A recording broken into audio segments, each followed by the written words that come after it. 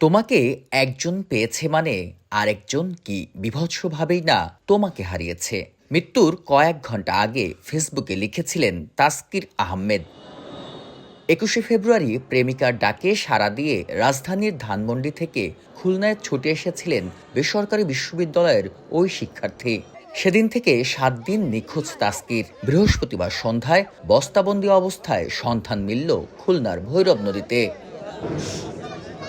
Police জানায় গত ২১ ফেব্রুয়ারি ধানমন্ডির বাসা থেকে নগরীর গোয়ালখালী এলাকায় মামার বাড়িতে আসেন তাসকির। সেখান থেকে প্রেমিকা সুরাইয়া আক্তার সীমার সঙ্গে দেখা করতে যান খালিশপুরের নিউজপ্রিন্ট গেট এলাকায়। এরপর ৭ দিন নিখোঁজ। এ ঘটনায় গত ২১ ফেব্রুয়ারি খালিশপুর থানায় জিডি ও ২৫ ফেব্রুয়ারি ৭ জনকে আসামি করে অপহরণ মামলা করেন তাসকিরের বাবা মুরাদ হোসেন। তাসকিরের প্রেমিকা সীমাসহ ৩ জনকে গ্রেফতার করে পুলিশ জানিয়েছে, ৩ বছর আগে অভির সঙ্গে সীমার ডিভোর্স হলেও গত ১ বছর যোগাযোগ ছিল। অপরদিকে তাসকিরের সঙ্গেও ছিল প্রেম।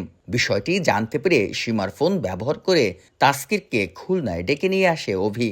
এরপর বন্ধুদের নিয়ে পরিকল্পিতভাবে হত্যা করে তাসকিরকে। লাশ গুম করতে বস্তাবন্দি করে ফেলে দেওয়া হয় ভৈরব নদীতে। সকাল 10টা সাড়ে 9টার দিকে থেকে আর কি জানা যাচ্ছিল যে নিখোঁজ। তো তখন থেকে আমরা খোঁজাখুঁজি শুরু করছি। অতঃপর এই যে আসামি যারা আছে তাদেরকে আমরা গ্রেফতারের জন্য আমাদের চেষ্টা অব্যাহত রয়েছে। এ ঘটনার পর থেকে পলাতক রয়েছেন অভি ও তার সঙ্গীরা। তাদের গ্রেফতারের জন্য বিভিন্ন স্থানে অভিযান চালাচ্ছে পুলিশ। বেল্লাল হোসেন সজল, সময় সংবাদ, খুলনা।